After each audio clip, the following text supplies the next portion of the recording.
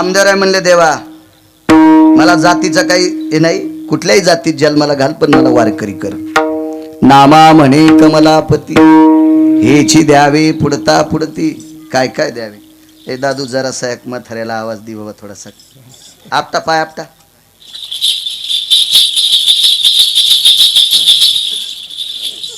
काय होते भजनात नाचत आहे म्हणून प्रिय. काही काही ना नाचू नाचू खडे केलेत तिकडं. 150 एकर घातल्यात काही काय नालायकानं. यायला आवाज देतो चांगलं करीन देव. विठाला विठाला विठाला.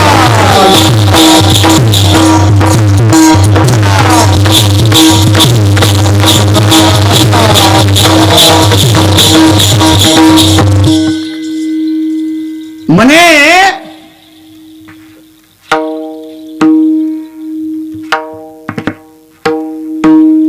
मला पुन्हा पुन्हा नामा म्हणे कमलापती हेची द्यावे पुढता पुढती. काय काय द्यावे पुढता पुढती? मला तुझ्या पायाची सेवा दे देवा पुढता पुढती.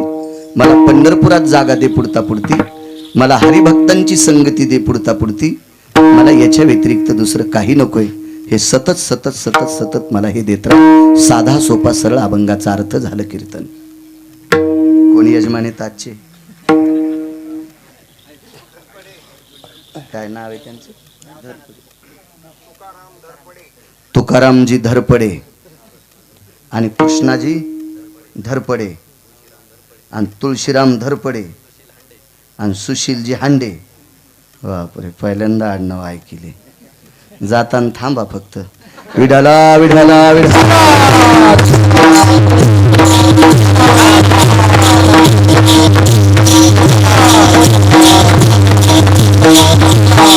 शेतकरी माणसं आहेत, कपडे सुद्धा साधे आहेत माणसाच्या अंगावर. काय आवड असेल बाळ्या वटीत घ्यायला काय माहिती. तुम्ही दुसरा एखादा महाराज घ्यायचा कशाला घ्यावं? काढून वटीत तुम्ही फाटून जाची वटी तुमची. तारखेच्या संदर्भात विनुताई गर्ल हॉस्टेलचे सर्वा रामेश्वरजी, मी त्यांना दादा म्हणत असतो. त्यांना 700 750 मुली सांभाळते ते कुटुंब. इतकी सामान्य का या काळात मुली सांभाळणं? 700 750 मुली सांभाळणारं कुटुंब. रामेश्वरनं तारीख घेतली आजची. यांच्या वतीनं ते फोन करत होते, यजमानांच्या वतीनं. येऊ शकला नाही, त्याला अडचण आली, त्यालाही धन्यवाद. इथं बसलेला अमूल्य वेळ काढून आलेली तुम्ही माणसं एरवी वाट्या कट्ट्यावर मोबाईल इचकूस तर 3-3 वाजूस तर मोबाईल इचकीतील, ते वेळ द्या सोडून. पण या इंटरनेट युगामध्ये धकाधकीच्या काळामध्ये 2 तासाकरता तुम्ही परमार्थाला वेळ दिला, याच्याकरता मी वक्ता या नात्यानं तुमच्या चरणी प्रणाम करतोय. विठाला विठाला.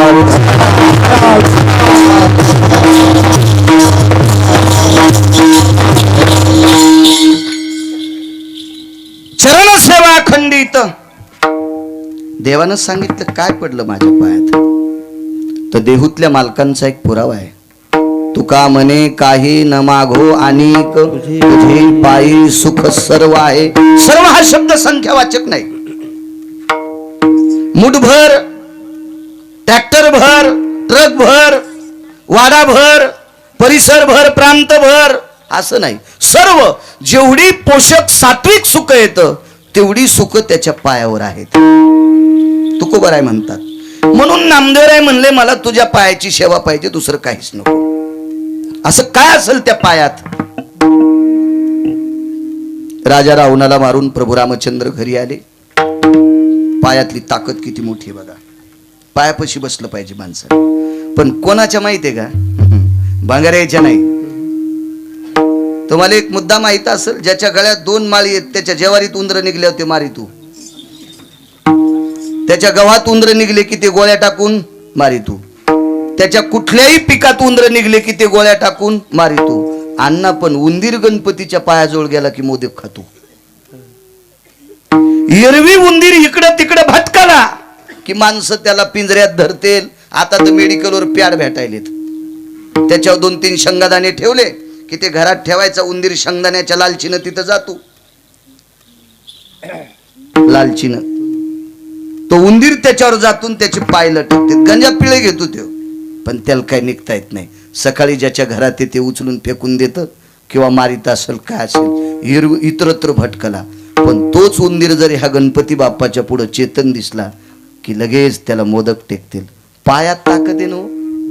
कोणाच्या पायापाशी गेलाय ते उंदीर?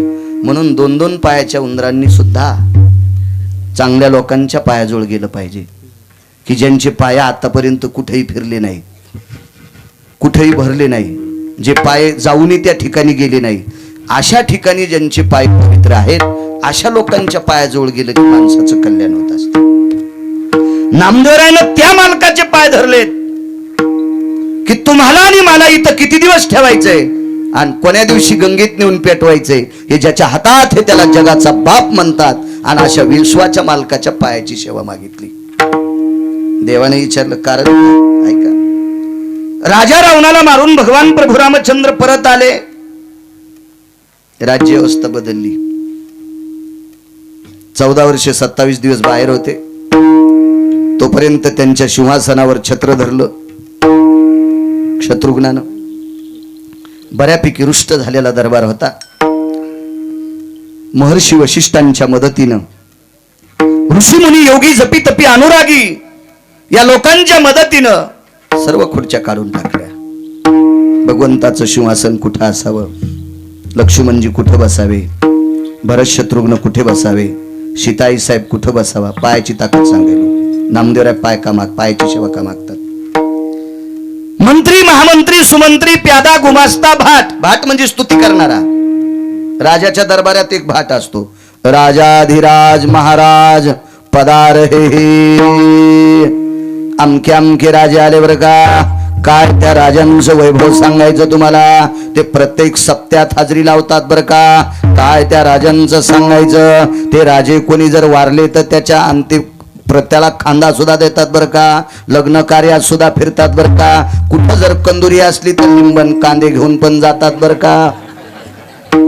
भाटाचं काम आहे. त्याचं काय स्तुती करायची त्याला काय गरज नाही. राजाने चांगलं काम करू की वाईट काम करू, भाटाचं एकच काम, त्यानं फक्त त्याची स्तुती करायची. त्याचं नाव भाट.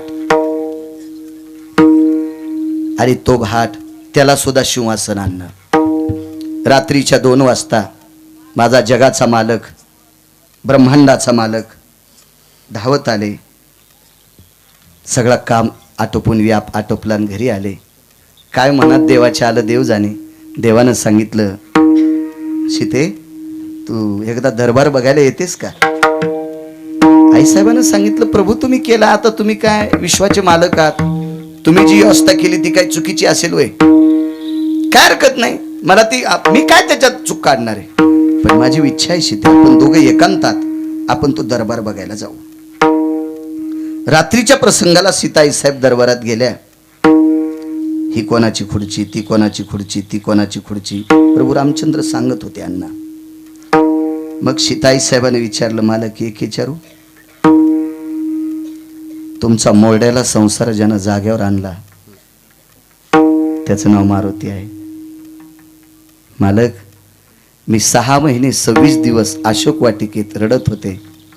माझ्या अंतकरणातलं दुःख मोकळं करायचं काम मला सुखावर आरूढ केलं. असा एक पुत्र आहे, त्याचं नाव आहे अंजनी पुत्र हनुमंत. आपल्या दरबारात त्याला जागा नाही का. रात्रीच्या वेळेला सीतेच्या मुखारविंदातून पडलेला शब्द ऐकल्याबरोबर ब्रह्मांडाचा मालक रडत होता. काय हरकत नाही सीते आपण आसन करू. कसलं करणार आसन. परवाला राज्याभिषेक आहे तुमचा. आजची रात्र गेली, उद्याचा दिवस आहे, परवाला सकाळी जयघोष चालू आहे. ब्राह्मण मंडळी येतील, हवन करतील, रुचा गातील.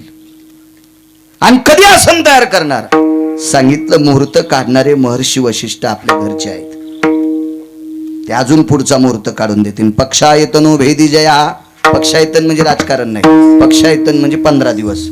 पुन्हा 15 दिवसाच्या पुढचं मुहूर्त काढलं आणि मग 15 दिवस वेळ भेटला मारुती रायाला कुठं बसवायचं. मध्यभागी सिंहासन केलं, सोन्याची तपकडी केली, त्याच्यावर राजहंसाच्या पंखाची गादी लावली. पंख हे ठराविक ठिकाणी पवित्र असतात. काही काही पक्ष्यांचे पंख आपलेसे केले. मोरानं जर विचार केला तर त्रेतायुगात मोराने एक चुकीचं काम केलं तर म्हणून लक्ष्मणजीचा शाप पडला. मोराचं इंद्रिय पतन झालं, पण त्याच्या पंखात त्याचा अपमान होऊ नये म्हणून पंढरपुरातल्या मालकानं द्वापार युगात त्याचे पंख माथ्यावर घेतली. महर्षी व्यासांनी त्याच्या पंखांनी 3 पुराण लिहिले, त्याला तिथे मान्य केलं. राजहंसाची पंख ही अधिकारी लोकांना बसण्यासाठी गोड असतात, कारण राजहंसाची पंख काम संपल्याच्या नंतर पडत असतात. जोपर्यंत कामासक्त आहे तोपर्यंत त्याचे पंख पडत नसतात, काम संपल्याच्या नंतर त्याचे पंख पडत असतात. पुराणामध्ये 2 श्लोक आले, घरी गेल्यावर तुम्हाला मोठाले मोबाईल येतं, तुम्ही असं हिचकी जा त्याच्यावरलं, तुम्हाला ते 2 श्लोक सापडतील. किंवा ज्याला चांगला अभ्यास आहे त्याला विचारा. त्याला राजहंस म्हणतात. राजहंस हा 9 गोष्टीला प्रिय आहे. त्याच्यापैकी दुसरी एक गोष्ट, राजहंसाचा चारा गोड आहे. कावळे ढोपरा कंकर तितिरा राजहंस चारा मुक्ताफळे. राजहंस मुक्ताफळ खातो, गारगुंडी खात नाही. हे कबूतर वगैरे काय खाते, राजहंस फक्त मुक्ताफळ खाणार. इतकी त्याच्या मुखात सुद्धा ताकद आहे. त्याच्या पंखाची गादी केली, सोन्याची तपकडी लावली, त्याला पाय लावले हस्तिदंताचे, हत्तीच्या दाताचे पाय लावले. हा नाविन्यपूर्ण सिंहासन मारुतीरायाला केलं. राज्याभिषेकाचा दिवस नेमला. त्या दिवशी मारुतीरायाचं उड्डाण अयोध्येत झालं. सगळ्यांनी स्वागत केलं. काय मारुतीराय अधिकारी होते, त्यांना ओवाळण्यासाठी जगाची मालकीन आलती, विश्वाची मालकीन ओवाळायला, विश्वाची मालकीन. आणि ब्रह्मांडाचा मालक एक हात धरायला, आणि पृथ्वी ज्याच्या डोक्यावर आहे तो एक हात धरतो. आपण कोणालाही मोठं म्हणतो, कोणालाही मोठं म्हणतो. नाही नाही, त्यांना 300 क्विंटल कापूस झालाय, आणि मग काय मोठं म्हणतो, सप्त्यात पटी दिली त्यानं, आणि त्याला काय मोठं म्हणायचं. मोठं कोणाला म्हणायचं असतं माहितीये का, जो आपल्याला मोठं करतो त्याला मोठं म्हणायचं, कोणालाही मोठं करायचं नाही. झाडाखाली ऊस लावा, 4 कांड्याच्या वरी कांडे येत नाहीत त्यांना. झाडाखालच्या ऊसाला, झाडाखालचं सोयाबीन कमराला जाते पण शेंगत लागत नाही. झाडाखालचा कापूस डोक्याला जातो पण बोंडत लागत नाही. झाडाखालचं कोणतंही पीक वाढतं पण त्याला बीज येत नाही. मोठाले झाड बारकाल्या झाडाला मोठंच होऊ देत नाही. मग जे झाड बारक्या झाडाला मोठं होऊ देत नाही त्याला मोठं तरी कशाला म्हणायचं. आपण त्याला मोठं म्हणणं म्हणजे नालायकपणाचा कळस आहे. कशाला मोठं म्हणायचं. मोठं त्यांना म्हणायचं ज्यांच्यामुळे आपण जगात फिरतो. ती संत मोठे आहेत आणि त्यांनी आपल्याला मोठं केलं. विठाला विठाला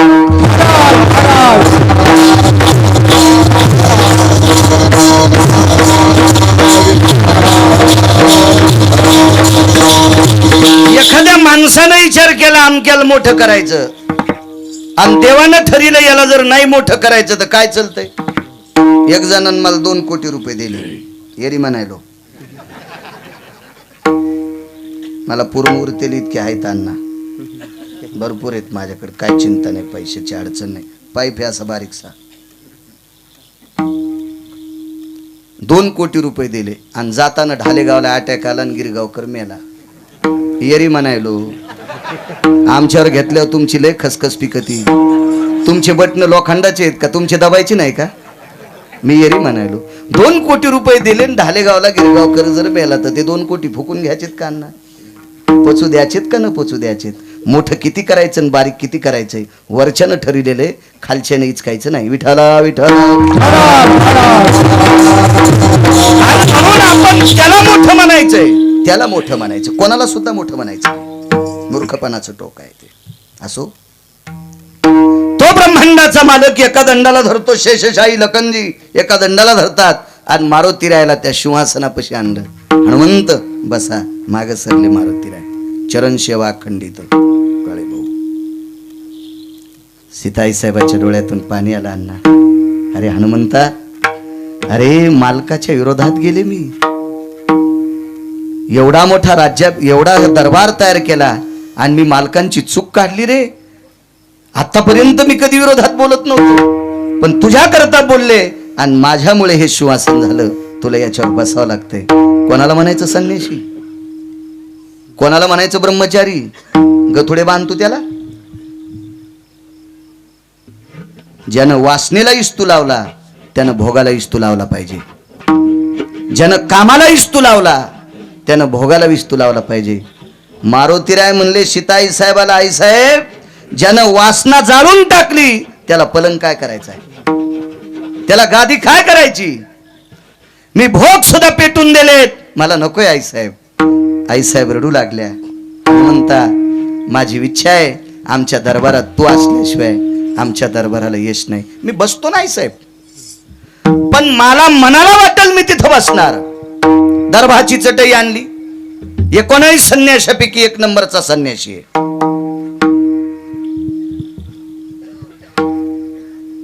वारकऱ्यामध्ये सुद्धा 1 नंबरचा संन्यासी आहे. गिरगावकर सांगतो म्हणून ऐकायचं नाही सुभाष. येऊनी जन्मला मरकट, वैष्णवा माझी अतिश्रेष्ठ, हनुमंत मनावया कनिष्ठ, आईसा पापिष्ट कोण आहे. हे पैठणच्या मालकांनी सांगितलं, वैष्णवा माझी अतिश्रेष्ठ. मारुतीराय सारखा श्रेष्ठ कोणी नाही. आळंदीतल्या मालकांनी दखल घेतली.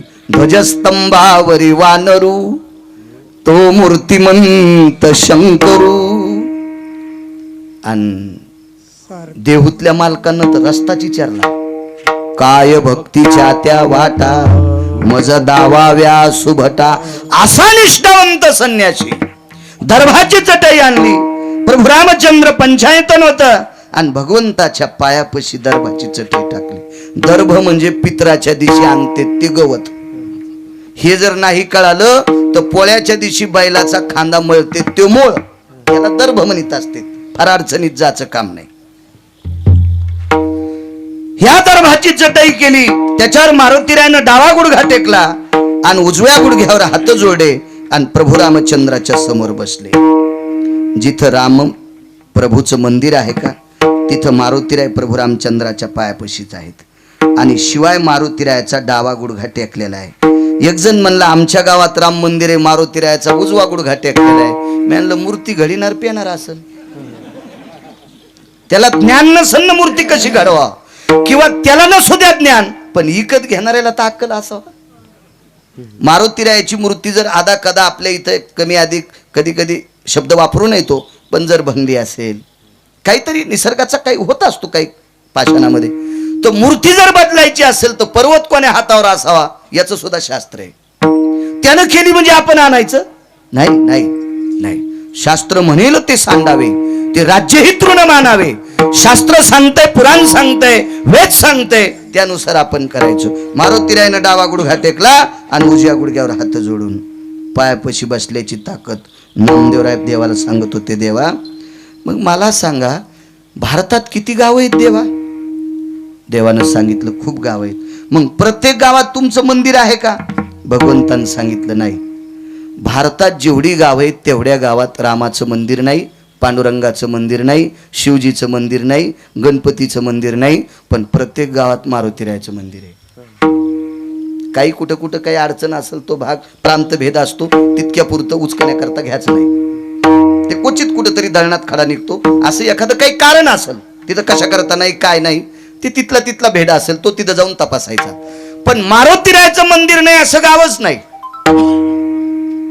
तर विटेवरच्या मालकाला नामदेवराय विचारतात, देवा विश्वाचे मालक असताना तुम्ही तुमचे मंदिर सर्वत्र करायला सांगितली नाही. भगवान शिवजीनं सगळ्यांना मंदिरं करायला सांगितली नाही, पण तुम्ही दोघांनी मिळून मारुतीरायाची मंदिरं गावगाव करा असं का सांगितलं. तर विटेवरच्या मालकाच्या डोळ्यातून पाणी आलं आणि नामदेवरायाला सांगितलं, तो माझ्या पायाजवळ बसतो, तो माझ्या पायाजवळ बसतो. मग तुमच्या पायापाशी बसलेल्या मारुतीरायाला जगभर पूज्य केलं, इतके तुमचे पाय पवित्र आहेत, याच्या करता मला पहिलं कडवं द्या. हे जी देवा पै मागत, हे जी देवा पै मागत, हे जी देवा पै मागत, हे जी देवा पै मागत, हे जी देवा पै मागत, हे जी देवा पै मागत भेटी देवा पै मागता भेटी देवा पै मागता चरण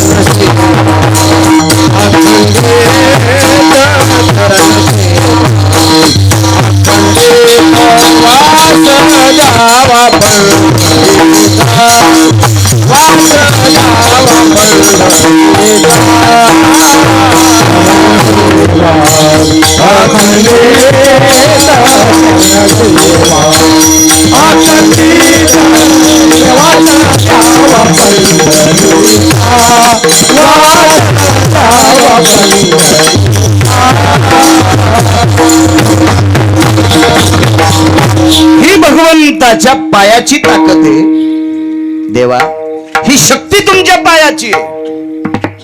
किती मोठे केले मारुतीराय तुमच्या पायानं, मग मलाही दुसरं नको. चरण सेवा अखंडित. तुम्ही कितीतरी उदाहरण पहा, कितीतरी उदाहरण पहा. औडंबरीचं नृत्य करणारे बाईची मुलगी, औडंबरीला आपल्याकडं प्रचलित नाव वेगळं आहे. ते तपासा तुम्ही काय म्हणते त्याला. त्या स्त्रीची कन्या एवढी सुंदर, ती जर दुपारच्या वेळेला बाहेर प्रांगणात पटांगणात असेल तर तिच्या रूपाला बघितल्याच्या नंतर स्वतःच तेज सूर्य कमी करीत होता. इतकी सुंदर. मी इतकं वर्णन करायलो म्हणजे मी काय पाहुण्या रावण्याचं थोडंच करायलो. एका वारकरी संप्रदायातल्या अधिकारी स्त्रीचं वर्णन करतोय. हा, एखादा महाराज जर आता मी घरच्याचं दळीत असेल, पाहुण्याचं दळीत असेल तर मग म्हणायचे घरच्याच दळी तू, याला बाहेरचं सांगताच येत नाही असं ते नाही. ती एक साध्वी आहे. ती शरीर लपून बसलेली होती, पण एके दिवशी तिला ज्ञानोबाराय सारखे महात्मे भेटले. धन्य कान्हो पात्रा आजी झाली भाग्याची, भेटी ज्ञानदेवाची म्हणून या. माऊली महावैष्णव ज्ञानोबाराय भेटले, पायावर लोळण घातलं. याच्या अगोदर लय मटक साधू भेटले होते तिला, पण साधू ओळखायची ताकद तिच्यात होती. बुवा रंगानं दिसतो बगळा, याचा पंथ चलय आसे वेगळा. देवाच्या नावाखाली मठासाठी पटी, जमलेल्या पटीवर चाले हातभटी. लेकराला स्वप्नी झाली वैदाची दोरी, दारूची शिशी आणालय आहे चोरी. कोंबड्याचा जीव गेला करी चिवचिव, निर्दयी माणसाला कशी नाही किव. बुवा रंगानं दिसतो बगळा, याचा पंथ चलय आशे वेगळा. राष्ट्रसंत दुनियादास महाराज म्हणायचे. कशाला पुषक आहे? इकडे बघा मालकाचा पुरावा. ऐसे कैसे झाले भोंदू, कर्म करोनी मनती साधू. अंगा लावून या राख, डोळे झाकून करत पाप. होंदा वया मिस संतादे, देवनी संतादे हरि कुटुंबाचे नाट्य सदा सदा. हरि कुटुंबाचे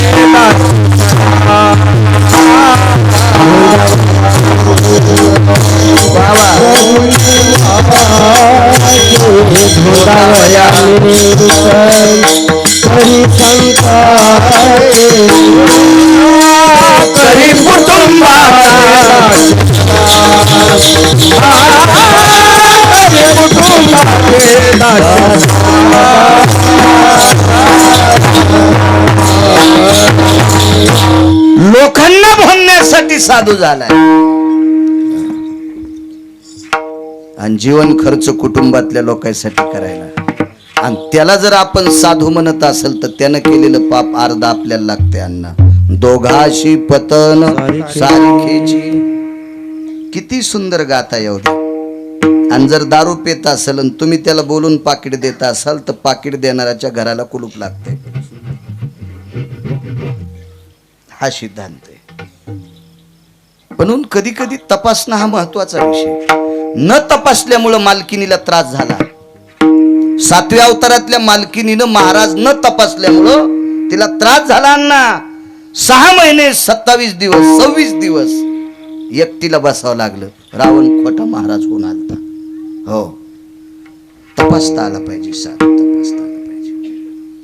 पाणी पिना छान के आणि गुरु करना पछान के. नाही म्हणले मोठ्या गाडीत आलेत महाराज, ते आमचे गुरु आहेत.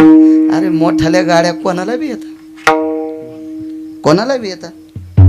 माझ्या लहानपणी जिवाजी बुवाचा जवळा आम्हाला जवळ होता.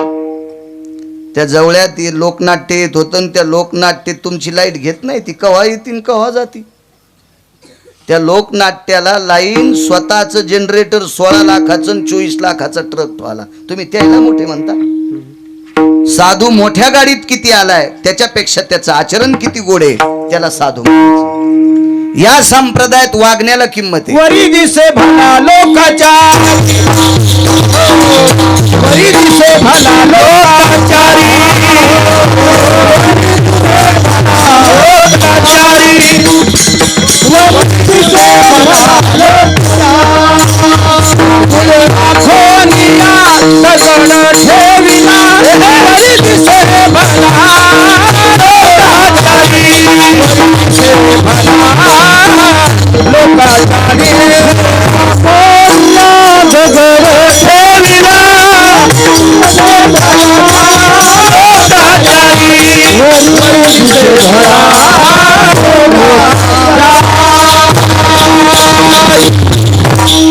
आता करत नाहीत माणसं, पण पूर्वीच्या काळात बंदी ढेप घेतल्यावर मधात काळ्या मातीचा ढेकूळ निघत होता.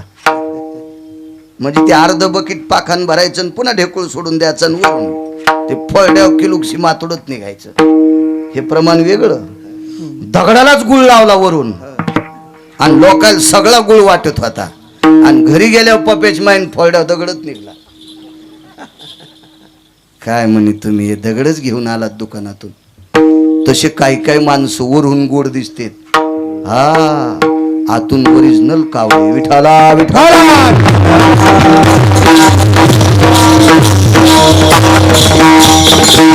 साधू तपासणं महत्वाचा विषय. हुशार बाई होती ती. कसं तपासला ना सांगू. एरवी त्या प्रांतातल्या श्रीमंत लोकांनी फरमान सोडलं होतं, ही स्त्री जर आम्हाला प्राप्त करून दिली तर राज्याचा तुकडा तुम्हाला देऊ. इतकी सुंदर होती. प्रसन्नवत तरुवरम शाखा भयजायु वित शाखा प्रसन्नस्तु तरुवर सर्वास्थितानां तनुगंधा भयजायते प्रसन्नस्तु यत् पुष्पाधिनी माल्याधिनी नैवम गांजा कसं लिखितम. हे काय गांजा वडणाऱ्यांनी लिहिलेलं नाही. इतकी सुंदर, इतकी सुंदर. मग हिला पकडण्यासाठी काही माणसं महाराजाच्या रूपात गेले, पण तिनं ओळखिलं काका हे भोंदू महाराज येत. ज्ञानोबरायला कसं ओळखिलं गरजे मावली. ज्ञानोबरायकडे बघितल्याच्या नंतर एक तेज दिसलं. ज्ञानोबरायकडे बघायचं आणि भगवान सूर्यनारायणाकडे बघायचं. फरक इतका वाटला. तेज सूर्याचं पण नाविन्यपूर्ण आहे, तेज ज्ञानोबरायचं पण नाविन्यपूर्ण आहे. पण सूर्याच्या तेजानं वरुताम काया स्वेदाती जायते नाम. सूर्यनारायणाचा तेज अंगातला घाम काढीत होता आणि नामदेव माऊली महावैष्णव ज्ञानोबरायच्या चेहऱ्यातून पडलेलं तेज भक्तीचे वलय निर्माण करत होतं. लक्षात आलं साधू अधिकारी आपलं कल्याण करणार आहे. पाया माय काय काय नाही महाराज, कल्याण करा. मागचं सगळं सांगितलं. एकच काम कर, पंढरपूरला जाय आणि त्या मालकाचे पाय धर. ती पंढरपूरला आली आणि ज्ञानोबरायनं सांगितलं तितकंच फक्त विटेवरच्या मालकाचे पाय धरले. चरण सेवा अखंडित सांगायलो. नामदेवरायनं देवाचे पाय का मागितले टकले सर? कशा करता मागितले? देवाचे पाय धरले. धर म्हणले होते ज्ञानोबराय, असे धरले की प्राण जाऊस तर धरले. तिथंच प्राण सुटला अण्णा. मग आमची लोक जमा झाली सगळे. आश्विलायन, माध्यंजन, कान्नो सगळ्या शाखा आमच्या जमा झाल्या. ऋग्वेदी, यजुर्वेदी, सामवेदी, अथर्वेदी सगळ्या शाखा जमा झाल्या. हिचा बायोडाटा काढा. आता तिचा बायोडाटा कसा सापडन? कारण ती कोणाची कन्या होती? वारांगणेची. आणि वारांगणीच्या कन्येचा बायडाटा असतो का? कसा सापडन बायडाटा? मग जिच्या कुळाचा विचार करत असताना कुळ सापडत नाही, जिच्या जातीचा विचार करत असताना जात सापडत नाही, जिच्या बाकीच्या वैचारिक गोष्टीचा विचार करत असताना त्याचा थांग पता लागत नाही, आशीनं देवाच्या पायावर देह ठेवलाय. याला शुद्ध करा. त्याला शुद्ध करीत असते तू. त्याला शुद्ध करायची आपली पात्रता आहे. पण अनंत शास्त्री नावाचे एक पुजारी होते त्या काळात. 700 वर्षापूर्वीची गोष्ट आहे. मी काय त्यावेळेला तिथला सरपंच नव्हतो आणि कुठालाच व्हायची इच्छा नाही. आपल्याला एकदा त्याचा रंग लागलाय ना, कशाला खालच्या याचे रंग लागू द्यायचे? तो रंग लागला, आता नको खाली. म्हणे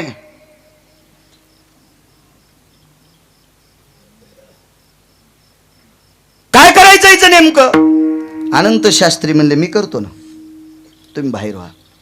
रात्रभर आता ती देवाच्या पायावर राहील. उचलून घेतली, खाली सोडली, दार लावलं, वळकटी टाकली आणि मंदिराच्या दारापाशी निद्रा केल्याच्या नंतर रात्री मध्यरात्री स्वप्नात साक्षात्कार झाला. अनंता तुझ मी सांगत सो अनंत, पाहे पाकानो पात्रा पवित्र. अनंता म्हणजे पुजारी सुद्धा अनंत होता. त्याचं नाव अनंत. आणि सांगणारा विटेवरचा अनंत आहे. ज्याची व्याख्या केली जात नाही त्याला अनंत म्हणतात. अनंता तुझ मी सांगत सो अनंत. मी म्हणजे मी नाही, विटेवरचा मालक. तुझ मी सांगत सो अनंत, पाहे पाकानो पात्रा पवित्र. ती एवढी पवित्र आहे, सव्य भागी दवडावे. सव्य म्हणजे उजवा. हे कधी कळत असतं सव्य ना अपसव्य? आपण जर कधी गंगेवर दावा करायला गेलो तर दावा केल्याच्या नंतर ब्राह्मण ते जानवं, कोणी जानवं घालीत नसेल तर रुमालाचं करते. मग हो, रुमालाचं भाला आवळल्यावानी, पेंडी आवळल्यावानी, हो त्याला असं जानव करते. लगेच इदन्न मम पिंड भया सव्या, डावीकडे करा. अपसव्या नाम, तो विधी नाही करायचा आपल्याला, पण सव्य, ती सव्य भागा दवडावी. उजव्या हाताला ठेवली. 16,108 पत्न्या जगाच्या मालकाच्या. त्याच्यातल्या 3 पत्न्यांचं नाविन्य पुराणात जास्त आलं. एक जामवंती, एक सत्यभामा आणि 1 नंबरला जिचं चरित्र आलं ती विटेवरची मालकीन रुक्मिणी आई साहेब. मग राई वगैरे वगैरे वगैरे सगळ्या बाकी आहेत. सत्यभामेचं अनन्य साधारण महत्व आहे, कारण ती सत्रजिताची कन्या, जिच्या बापाकडं शिमंतक नावाचा मणी होता. कालांतरानं हा मणी जामवंताकडे गेला. त्या जामवंताची कन्या केली, तो लग्नात मणी दिला. 21 क्विंटल 78 किलो 44 तोळे सोनं रोजचं देत होता. 22 क्विंटल. म्हणून या दोघी अनन्य साधारण महत्व. आणि लक्ष्मी ते लक्ष्मीचे. आपल्याला किती श्रीमंत करायचं आणि कोण्या दिवशी बस स्टँडला थाटी घेऊन बसवायचं, हे जिच्या हातात आहे तिला लक्ष्मी म्हणतात. मी आतापर्यंत 39 लोक पाहिले. एका घरच्या बाया हुरडा खाला आंब्याखाली गादीवर बसत होत्या. त्याच्यातल्या 2 बायकांना टेकू लागत होता. खोऱ्याचे दांडे रवायचे, त्याला तक्क्या बांधायचा, तक्क्याच्या पुढे गादी टाकायची. हुरडा खाताना सुद्धा आंब्याखाली तक्क्याला टेकन देऊन हुरडा खात होत्या. त्याच्यातल्या एकीला दात नसल्यामुळं गढी शेतात उखळण्याचा आणि उखळात हुरडा कुटून द्यायचा. त्या उखळात हुरडा कुटून द्यायचा. माझ्या डोळ्यानं मी 6वीला असताना त्या 9ला 9 बायका पाहिल्या. त्यांच्या कुळातल्या बायका मेसचे डबे करतात. कोणाची ताकद आहे? वर्षाची ताकद. अजून एक मुद्दा सांगतो. 39 पैकी 527 एकर जमीन एका माणसाला. ती पण मी 6वी 7वीला असताना त्या गावात लग्नाला गेलतो. 527 एकर जमीन एका माणसाला. शेवटच्या टप्प्यात तो माणूस लोकांना ओढून टाकलेल्या बिड्याचे दुंडकं वढीत होता. त्याला फुकण्यासाठी ईदभर जागा सुद्धा शिल्लक राहिली नाही. संपत्ती हे खसखशीचं पोत आहे. संपत्ती हे खसखशीचं पोत आहे. लय मोकार टेकन चौघीत लुकडं एक केलं नाही पाहिजे. कव्हा वाजत असतंय, हिशाबात राहिलं पाहिजे. संपत्ती खसखशीचं पोत आहे. आमच्या इथल्या दुकानदारानं शेलूतून खसखस घेतली 20 किलोचं पोतड. आता घेत नसतंय कोणी, पण कीर्तनात म्हणायला काय हरकत आहे? 20 किलो घेणं इतकं सोपं आहे खसखस.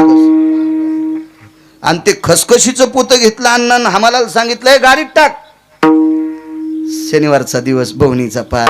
आम्हाला म्हणला मालक द्या ना राव, चाराने द्या ना. काय टकटक लावली सकाळी सकाळी. पुढच्या बाजारी देईन. अण्णा त्या हमालान पोत गाडीत टाकलं पण दाभण टोचलं. हमाला होतं. तुम्हाला एक सांगू का, बारकाल्या लोकायला कधीच बारकं समजायचं नाही. अण्णा हे दिल्लीतले लोक वरी गेलेत ना, हे खपक्या लोकांमुळे नाही गेले, ह्या बारकाल्यानं मतदान हाणल्यामुळे गेलेत. म्हणून बारकाल्याला साध रावण जिंकला प्रभू रामचंद्र कोणाच्या बळावर? वानराच्या बळावर. कारण बारकाल्याला बारकं म्हणायचंच नाही, कधीच नाही म्हणायचं.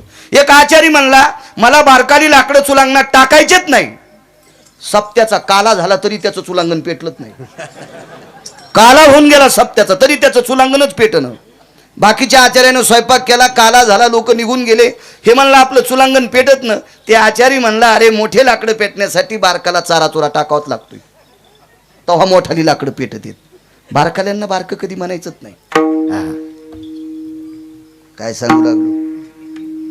हमालाच त्या हमालानं दाभण टोचलं, दाभण खसखशीच्या पोत्याला. आली बैलगाडी गिरगावला. घरी आल्यावर आमचाच होता घरचा. लोकांचं कशाला हिचकायचं? तुम्हाला राग येईन म्हणून आमच्या गावात इतकी एडगळ आमच्या इथं नाही. समजून घ्या कोणाचं सांगायला होतं. आणि मग घरी आल्यावर गड्याला म्हणलं, ए श्याम्या, ते पोत उचल, खसखशीचं पोत आहे. श्याम्या म्हणला, रिकामच पोत आहे. गिरगाव पासून शिलू पस्तोर बॅटऱ्या लावलाव खसखस पाहिजे. दिसती का रस्त्यानं एक खसखशीचा दाना दिसला नाही आणि पोतड्यात एक राहिला नाही. हीच नाव लक्ष्मी आहे. कव्हा येईन आणि कव्हा कोणाचा सुपडा साफ करील काय मिळत लागू देत नाही. फक्त म्हणा रंकाचा रावण रावाचा रंक, ते डोकत लावायचं नाही, फक्त तिला भजून खायचं, मग हिशोबात राहत असते. प्रारब्धाची गती कळे विचित्र,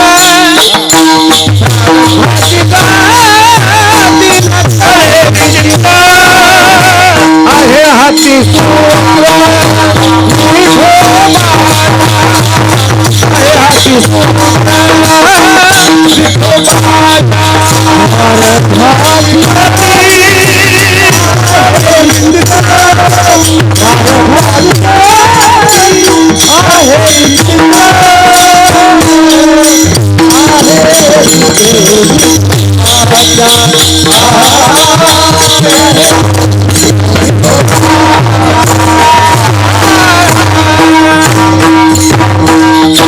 प्रारब्धाची गती, इतकं प्रारब्ध विचित्र. अन्नमान धन हे तो प्रारब्धाधीन. प्रारब्धाचा विचार करायचाच नाही. अन्न कुत्रे विमानात बसायले, कुत्रे सुभाषबा कुत्रे विमानात, श्रीमंताचे कुत्रे विमानात बसायलेत. काय प्रारब्ध आहे? ते नशीब आहे ज्याचं त्याची गोष्ट. अहो जुनी माणसं सांगायची, संध्याकाळी जेवण झालं की चिमणी इजून झोपत होते. दिवा इजवायचे झोपताना की या दिव्याचं तेल उद्याच्या संध्याकाळी पुरावा. इतकी माणसं हितान वागत होते. काय परिस्थित्या होत्या. खेड्यापाड्यात रस्ता नसताना एका माणसाचं वाक्य सांगतोय, सुनबाईला बाळांतपणाला दवाखान्यात न्यायचं, रस्ता पांदीचा होता, बैलगाडी चलत नव्हती, बाजाला लाकडं बांधले आणि तालुक्या पस्तोर सुनबाई बाजाव नेली खांद्यावर, जिवंत बाई. काय परिस्थिती असेल. आता मसडा टेम्पूत चालल्यात. सांगा कोणता बैल गेला मला सांगा बरं. माझं कुठं तुमच्या जवळ बाजार असेल बैलाचा? पायी चालीलाय का कोणी? हा, खुरपायला सुद्धा जीप मध्ये फक्त पाय घड्या टाकायच्या राहिल्या आणि बँड वाजवायचा राहिला. काळ बदलला, कालाय तस्मै नमा. जो तो काळ येईन का त्या काळात त्या परिस्थितीत उधळायचं असते, मागचं इचकायचं नसते. काय बाई, आम्ही कशा होतो, आम्ही कसं होतात. आता नका काढू, ते तुमचं नशीब होतं. आता काळ बदलला काळ. इतका काळ बदलला तुम्हाला पाहतच नसेल अण्णा, सगळ्या क्षेत्रातला.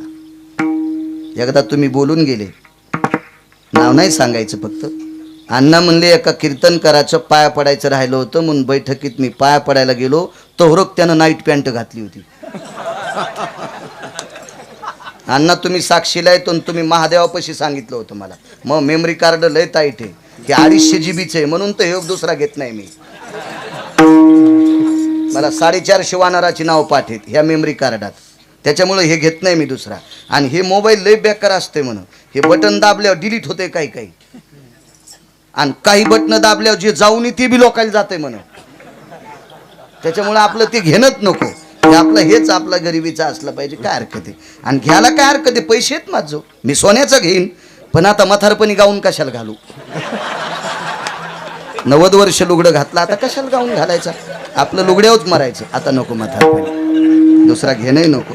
घेईन पोट्ट कशाचं घ्यायचं, त्याचं ते साखरेच्या पोत्यातलं मुंगळे त्याचं ते ठरीन काय करायचं ते. आपण कशाला विचार करायचा? आणि विचार नाही केलं पाहिजे. बऱ्याच बापायला वाटते त्यानं मोह ऐका मी त्यासाठी संपत्ती कमीली. नालायकपणाचा कळस आहे. बापानं मुलासाठी संपत्ती कमवणं कर्तव्य नाही, आपलं उपकार नाही, कर्तव्य. प्रत्येक बाप मुलासाठी संपत्ती कमवतो, उपकार नाही, कर्तव्य. आणि म्हातारपणी मुलानं मायबापाला सांभाळणं उपकार नाही, कर्तव्य. त्याचा सुद्धा हे मी माझ्या मायबापाला सांभाळतो, जमीन तू खातून मग कोतवाल सांभाळीन का तुझ्या बापाला? मोठाडपणानं सांगतो, थोत्तर हाणायला पाहिजे. मूर्खपणा आहे. काही बी चांगुलपणाच्या गोष्टी नाही ते अंगावर नाही घेतल्या पाहिजे. चला असो, लक्ष्मी फार चंचल आहे. जगाची मालकीन तुम्हाला आणि मला किती श्रीमंत करायचंय, आणि कोण्या दिवशी सगळं होत्याचं नव्हतं करायचं, तिचं नाव लक्ष्मी आहे. ती डाव्या हाताला वामांगी रखुमाई दिशेने शोभा, आणि आवडंबरीचं नृत्य करणाऱ्या बाईची मुलगी अण्णा उजव्या हाताला. दंडक काय पंढरपुरातला, पंढरपुरातल्या मालकाने दंडक घातला. पहिलं दर्शन लक्ष्मीचं नाही, पहिलं दर्शन माझं पण नाही, पहिलं दर्शन कानोपात्रेचं. नामदेवराय उठून बसले. काय म्हणले, देवा एक काम झालं तुमचं. अहो जिच्यासाठी सगळं जग बेजार आहे, पैसा कोणाला आवडत नाही. ऐसा कोणी दावा हे जया नावडे, कन्या पुत्र घोडे दाराधन. तेव्हा कीर्तनात वैराग्याच्या गप्पा करणं, बैठकीत बसल्यावर वैराग्य सांगणं हे लय सोपं आहे, पण पैसे नग म्हणणं हे लय अवघड आहे. हे बरं अवघड आहे. ते गेले काही काही ठराविक लोक, ती गेली ठराविक लोक. तेव्हा मिळत नाही म्हणून इचकीनं हे कोणालाही जमते, त्याबद्दल काय विषय नसते. कोणाला आवडत नाही लक्ष्मी, ते लक्ष्मी डाव्या हाताला, आणि आवडंबरीचं नृत्य करणाऱ्या बाईची पोरगी उजव्या हाताला. दंडक काय घातला, पहिलं तिचं दर्शन. जोपर्यंत तिचं दर्शन होत नाही तोपर्यंत माझंही दर्शन पावत नाही, आणि लक्ष्मीचंही दर्शन रुक्मिणी आईसाहेबाचं पावत नाही. नामदेवराय म्हणले, काय देवा, काय काय काय विचार आहे? नामा, माझ्यावर तुझा विश्वास आहे ना? मी हुशार आहे तुला माहिती आहे ना? मी चतुर आहे तुला माहिती आहे ना? मी ब्रह्मांडाचा धनी आहे तुला माहिती आहे ना? हो, मग तुझा माझ्यावर 1000% जरी विश्वास असेल तर मी जे करतोय त्याच्यावर तुला विश्वास आहे ना? हो, पण मला एकच म्हणायचं देवा, असं या बाईचं काय आहे की तुम्ही लक्ष्मी डावीकडे घातली आणि ही बाई उजव्या हाताला ठेवली, आणि तिचं दर्शन झाल्याशिवाय नंतर तुमचं दर्शन, आणि मग नंतर आईसाहेबाचं. ठीक आहे, तुमचं झाल्यावर आईसाहेबाचं घेऊ द्या, त्याबद्दल दुमत नाही. पण मला असं वाटतंय हिच्या अगोदर जर आईसाहेबाचं झालं असतं आणि मग तुमचं झालं असतं तर आम्हाला बरं वाटलं असतं. आधी तुमचं झालं असतं, मग आईसाहेबाचं झालं असतं, आणि मग हिचं झालं असतं तर आम्हाला बरं वाटलं असतं. पण आधी हिचं मग तुमचं, हे कसं शक्य आहे? भगवान म्हणले, नामा अंतकालेचे मामेव स्मरणमुक्त कलेवरा.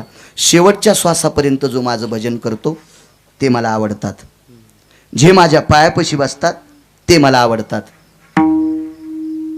जे माझ्या चेहऱ्याला वाखाणतात ते मला आवडतात. हिनं तिन्ही सुख घेतले.